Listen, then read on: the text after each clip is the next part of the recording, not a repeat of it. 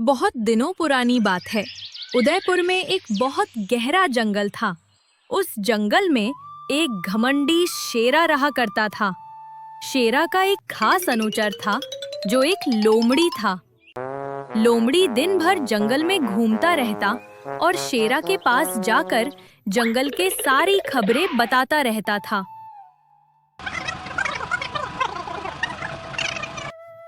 उसी जंगल में दो बैल भी रहते थे। उनमें से एक का नाम था बल्लू और दूसरे का नाम था लल्लू। दोनों बहुत अच्छे दोस्त थे। वो दोनों सुबह से शाम तक एक साथ ही रहते थे। एक दिन दोनों बैल पहाड़ी की तरफ जा रहे थे। कुछ दूर जाने के बाद एक जगह रुककर दोनों देखते हैं कि एक खरगोश गाजर खा रहा है और कुछ ही दूर पर एक लोमड़ी पेड़ के पीछे छुपकर खरगोश को देख रहा है और उसे पकड़ने का मौका ढूंढ रहा है। खा ले खरगोश, जितना खाना है खा ले। थोड़ी ही देर में तू मेरा खाना बनेगा। तेरा गाजर खत्म होगा और तू मेरा निवाला बनेगा। लोमड़ी की ये बात बल्लू और लल्लू ने सुन लेते हैं। फिर वो तेजी से खरगोश के पास जाते हैं और उसे सावधान कर देते। अरे खरगोश, यहाँ क्या कर रहे हो? जल्दी से भाग जाओ यहाँ से। एक लोमड़ी तुम पर हमला करने वाला है। क्या कहा? लोमड़ी? कहाँ है वह? किस तरफ है वह? अरे खरगोश, वो उस पेड़ के पीछे है। जल्दी भाग जाओ यहाँ से। फिर खरगोश ने पीछे मुड़कर लोमड़ी को देख लेता है और उसे देखते ही वो बहुत घबरा जाता है। फिर तेजी से वहाँ से भाग जाता। तभी लोमड़ी पेड़ के पीछे से निकलकर दोनों के सामने आया और कहा, तुम दोनों ने ये ठीक नहीं किया। मैं उसे खाने वाला था। मेरे मुंह से निवाला छीनकर ये अच्छा नहीं किया। तुम दोनों को इसका खामियाजा भुगतना पड़ेगा। किसी के मुंह का निवाला छीनना बहुत गलत बात है। ये कहकर लोमड़ी वहाँ से चला गया।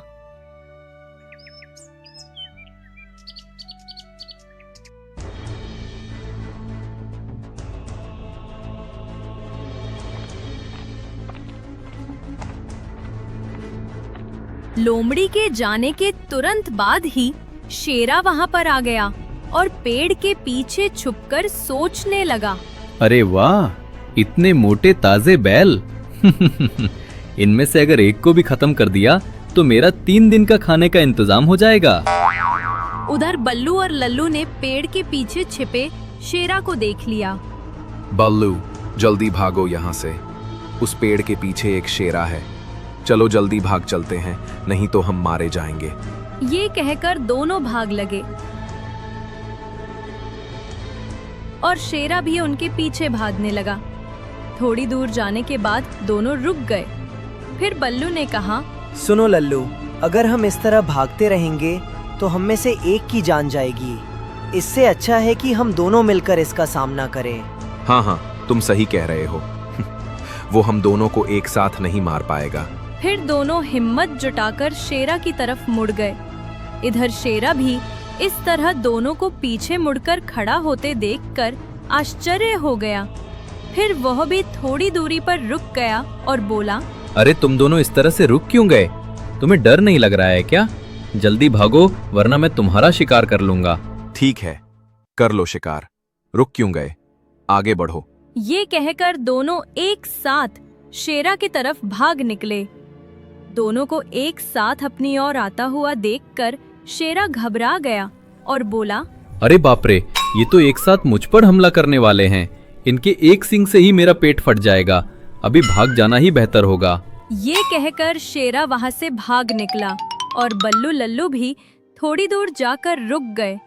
फिर राहत की सांस लेकर बल्लू बोला, भगवान का बहुत बहुत शुक्रिया कि हम बच गए। अगर भागने की कोशिश करते तो मारे जाते। दोनों को एक साथ आता देखकर शेरा डर के मरे भाग गया। इसी तरह हमें हर वक्त एक साथ रहना होगा। ये कहकर दोनों अपनी अपनी घर के तरफ चले गए। उसी दिन से बल्लू और लल्लू सुबह होते ही अपने अपने घर से निकलकर एक जगह पर मिलते थे। फिर पूरा दिन घूम फिरकर खाना खाकर शाम होने से पहले अपने अपने घर में चले जाते थे। जंगल के सारे जानवर उनकी दोस्ती का तारीफ करते थे।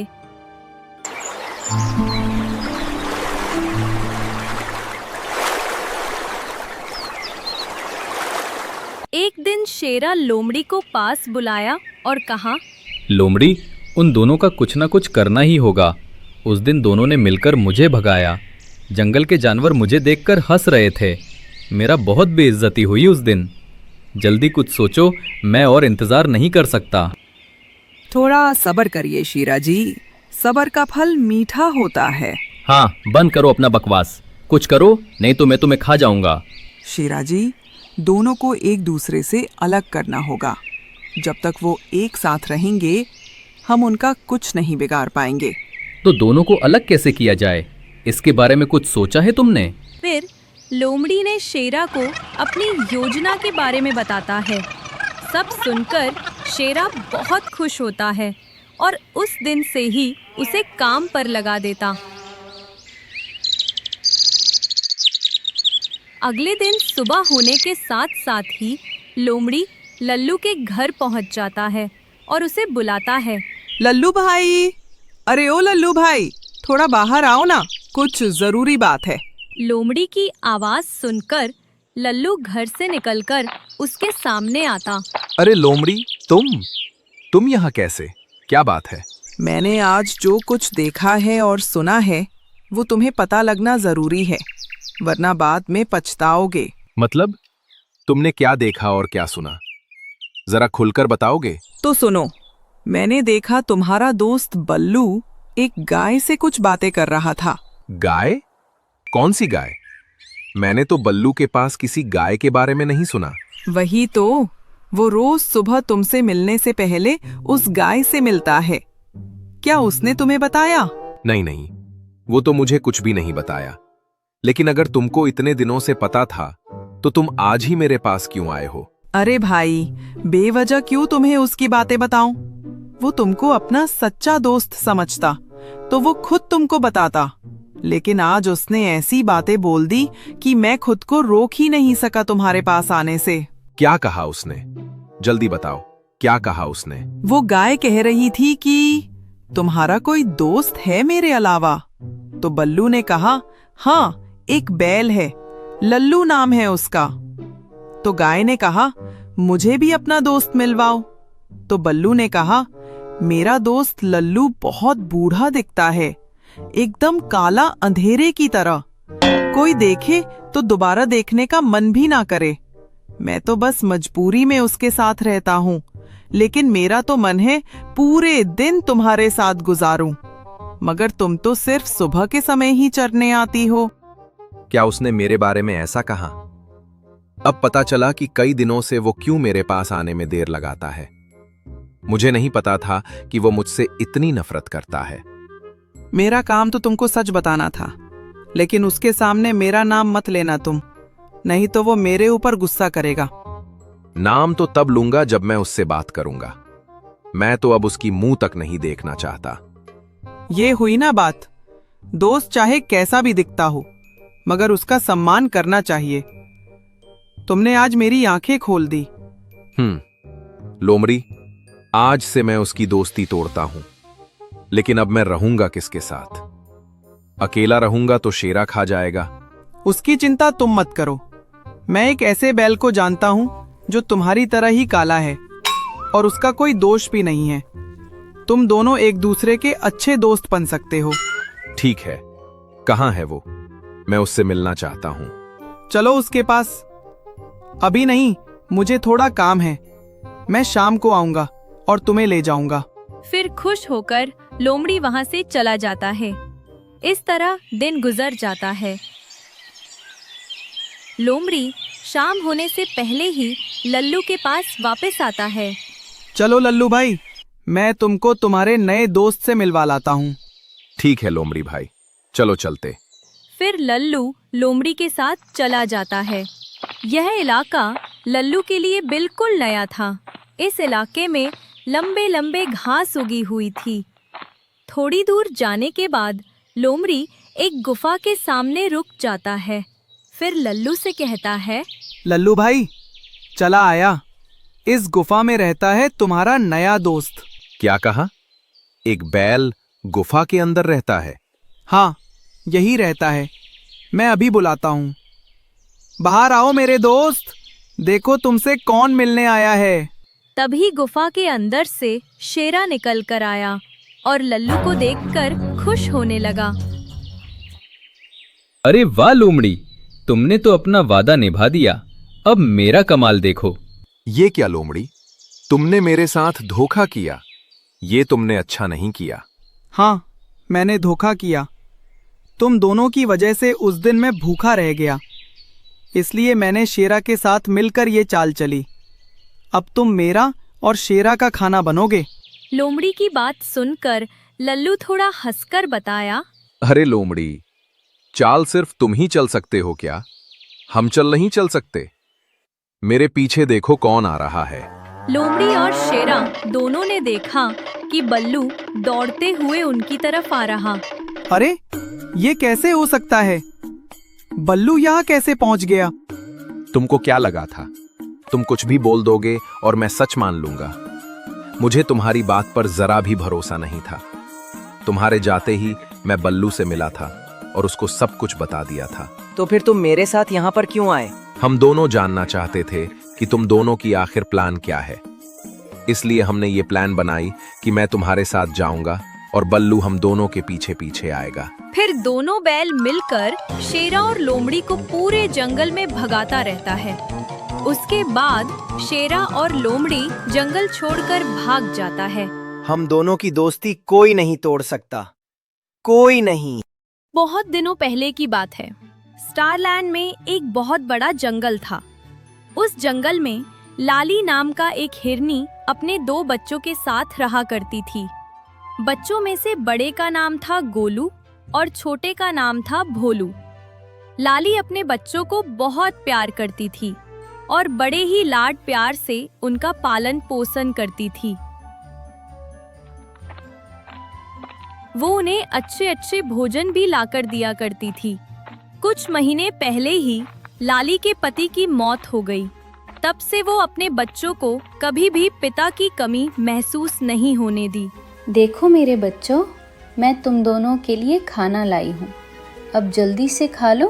अरे वाह, मजा आ गया माँ, तुम सब्जी लाए हो। मुझे ताजे ताजे सब्जी बहुत पसंद है। नहीं नहीं, मुझे पहले दो माँ, मैं बड़ा हूँ, मैं पहले खाऊंगा। हाँ बाबा हाँ, सबको बराबर दूंगी। शांति से बैठो ज़रा। मैं ये सब्जी तुम दोनों के लिए ही तो लाई हूँ। पहले तुम दोनों को खिलाऊंगी, उसके बाद जो बचेगा मैं खाऊंगी। मेरे प्यारे बच्चों, आओ मेरे पास आओ। फिर दोनों बच्चों खाना शुरू करते हैं। खाने के बाद गोलू अपने माँ से कहता है, माँ, इतने ताजे सब्जी तुम कहाँ से लेकर आती हो? मुझे भी तुम्हारे साथ ले चलो ना माँ, मैं भी ताज सब्जी लाऊंगा। मेरे प्यारे बच्चों, तुम लोग जब बड़े होकर जंगल में खाना ढूंढने जा सकोगे, तब मैं तुम दोनों को सारे ठिकाने दिखा दूंगी।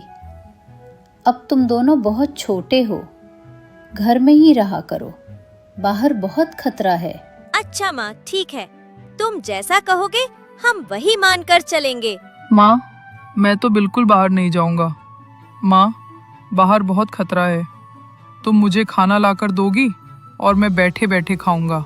लेकिन मेरे बच्चे, मैं तो हमेशा जीवित नहीं रहूंगी। मेरी भी तो उम्र हो रही है। बड़े होने के साथ साथ तुम दोनों को जंगल के सब कुछ सीख लेना होगा, नहीं तो मैं जब नहीं रहूंगी तब मुसीबत में पड़ जाओगे। नहीं माँ, तुम्हें कुछ नहीं होगा, मैं तुम्हें कुछ नहीं होने दूंगा। इस तरह समय बीतता गया और समय बीतने के साथ साथ गोलू और भोलू बड़े होने लगे।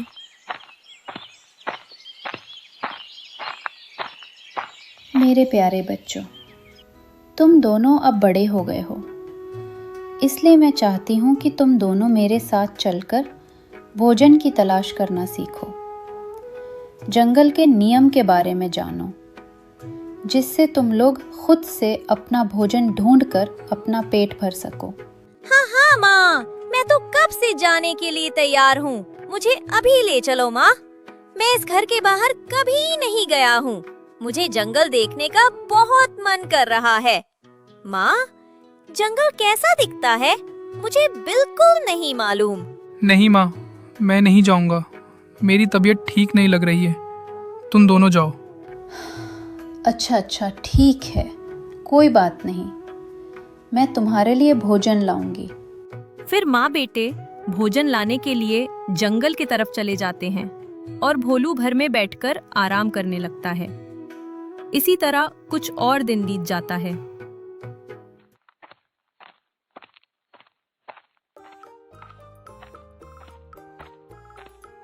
भोलू को इसी तरह बिना हाथ पैर चलाए भोजन मिलने लगा, जिससे वो और भी आलसी हो गया। बाद में जब उसकी माँ उसे जंगल में जाने के लिए कहती थी, तो वो कुछ ना कुछ बहाना बना देता था। बेटा भोलू, क्या आज तुम मेरे साथ चलोगे? ऐसे बैठे रहने से कुछ नहीं होगा, तुम्हें भी तो खाना ढूंढना सीखना होगा। नहीं माँ, मेरे पैरों में बहुत दर्द हो रहा है, और फिर जंगल से भोजन लेकर आना, इसमें कौन सी बड़ी बात है? तुम मुझे फालतू में परेशान कर रही हो। ये सब मैं खुद कर सकता हूँ। अभी तुम जाओ, मैं नहीं जाऊँगा। अच्छा ठीक है, तुम आराम करो, मैं खाना लेकर आती हूँ। लाली को ये बात समझ में आ जाती है कि भोलू की आदत बिगड़ गया है, वो आलसी हो गया है। अगर वो अभी भी नहीं सुधरा तो उसे एक दिन बहुत बुरे वक्त का सामना करना पड़ सकता है। इसी तरह लाली उसकी भविष्य को लेकर चिंतित हो जाती है। लेकिन भोलू को लगता था कि उसकी माँ उसे अपने साथ ले जाकर बस परेशान करना चाहती है। खाना ढूंढना तो वो सीख ही लेगा, लेकिन अभी नहीं। इसी बीच एक दिन लाली की मौत हो जाती है। दोनों भाई माँ के पास खड़ा हो कर बहुत रोने लगता है। अगले दिन गोलू अपने भाई को कहता है, देखो भाई, अब हमारी माँ नहीं रही। अब हमें खुद से सारा काम करना पड़ेगा। मैं अकेला सब कुछ नहीं संभाल सकता। अरे, तुम तो मेरे भाई हो ना। तुम्हारे रहते मुझे किस बात की चिंता है? तुम बहुत बहादुर हो, तुम सब कुछ संभाल सकते हो। हाँ, तुम्हारी बात बिल्कुल ठीक है, लेकिन हमें अपना जीवन जीने के लिए अपने पैरों पर खड़ा होना बहुत जरूरी है। मैं कब तक तुम्हारा साथ दूंगा? तुम्हें अपना काम खुद करना होगा। अरे छोटे भैया, ज्यादा ज्ञान मत दो। जंगल से मेरे खाने के लिए कुछ भोजन लाते हो तो तुम इसीलिए अपने आप को बड़ा महान समझने लगो। गोलू को अपने भाई की बात सुनकर बहुत दुख होता है, लेकिन वो उसका साथ नहीं छोड़ पाता, उसके साथ ही रहने लगता है। इधर भोलू अपने भाई के बातों को अनसुना कर उस पर आश्रित होकर मजे करने लगता है। अरे भोलू, कहाँ हो? ये देखो, आज मैं तुम्हारे लिए गाजर लेकर आया हूँ।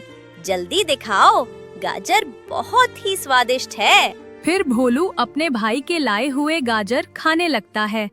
इसी तरह दिन बीतता गया। एक दिन उस जंगल में एक बदमाश शेरा आता है।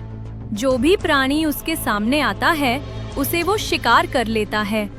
सभी प्राणी डर के मारे अपने अपने घर में छुप जाते हैं। भाई भोलू, जंगल में एक खतरनाक शेरा आ गया है। तुम उससे बचकर रहना। जब तक मैं खाना लेकर नहीं आ जाता तब तक तुम सावधान रहना, ठीक है? ठीक है, तुम मेरी चिंता मत करो और तुम भी सावधानी से वापस आना।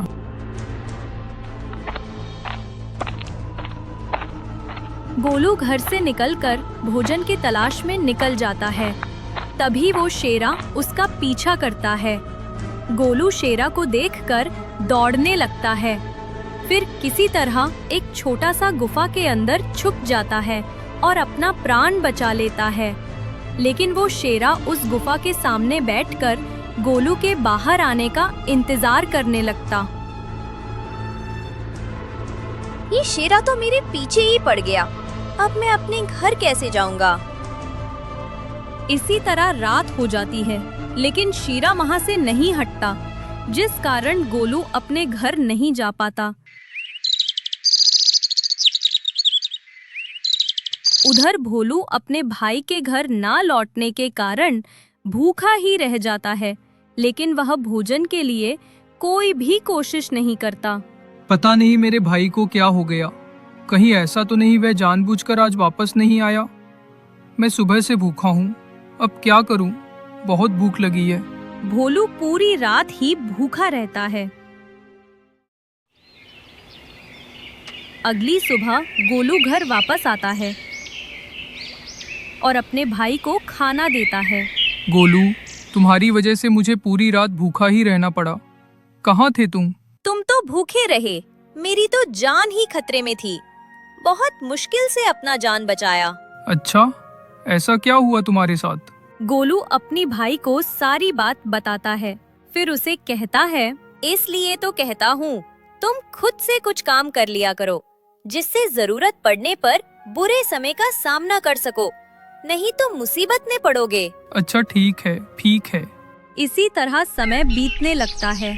कुछ दिनों में बारिश का मौसम भी आ जाता है और तेजी से बारिश शुरू हो जाती है। गोलू, बहुत भूख लगी है, कुछ खाना लाकर दो ना, रहा नहीं जा रहा है। मैं क्या कर सकता हूँ, बारिश थमने की नाम ही नहीं ले रही। क्या हम बारिश में खाना लाने के लिए जा नहीं सकते हैं? माँ ने कहा था, आंधी तूफान या तेज बारिश होने लगे तो घर से बाहर नहीं निकलना, जान को खतरा हो सकता है। दोनों भाई भूखे प्यासे बारिश रुकने का इंतजार करने लगते हैं। दिन ढलकर रात हो जाती है, लेकिन बारिश लगातार होती रहती है। सुबह होने पर वह देखती है कि जंगल में बाढ़ आ गया है और ऊपर से बारिश भी नहीं रुकती। हे भगवान, जंगल में बाढ़ आ गई है, अब क्या करूं? भूखे भाई का हाल देखकर गोलू से रहा नहीं जाता और वह खाने के तलाश में जाने लगता है। तुम अपना ख्याल रखना, मैं खाने की तलाश में जा रहा हूँ। मैं भी तुम्हारे साथ चलूंगा भाई, मैं तुम्हें अकेले नहीं जाने दूंगा। नहीं, अभी नहीं, बाहर बहुत खतरा है, बारिश भी हो रही है, मैं जल्दी कुछ खाना लेकर आ जाऊंगा।